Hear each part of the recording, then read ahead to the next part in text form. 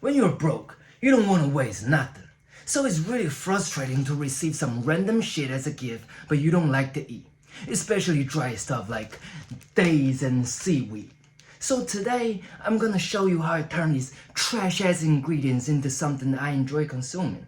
A flavor booster broth that you can use to braise any meat. And let's get it. Heat a wok or pie, some water, and red wine. I mean the cheapest red wine. What I'm using only costs 20 RMB, which is like $3. And hell yeah, surprisingly, this shit has 13.5% alcohol content. Of course, it's blended, but I really don't give a fuck. I'm gonna boil it anyway. I just want more fruity flavor. When it's boiling, dump in the dates along with ginger, cinnamon, and onion. Medium heat, boil for 5 minutes. Meanwhile, let me talk to you for a second on Tilly. I don't give a fuck about the nutritional factors, okay? The reason why I'm making it is because I don't enjoy eating this dry ass shit.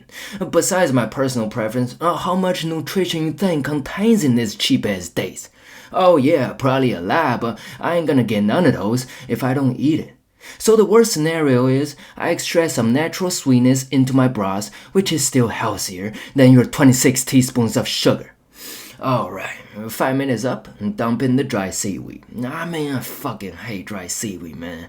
We Chinese use it for soup. It gives umami flavor just like kombu, but this shit alone tastes like sweaty stockings of an ugly bitch. And what I'm doing right now is turn into a MILF's food washing water. If you know, you know. Another 5 minutes later, kill the heat. Let's separate the solids from the liquid with slotted spoon and squeeze out as much juice as possible from the solids.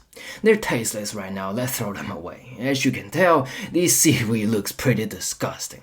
Pour the liquid through a filter and here you have it, cool fish flavored broth. It tastes like the combination of the flavor I was expecting in a good way. I'm gonna show you how I use it later on, so stay tuned.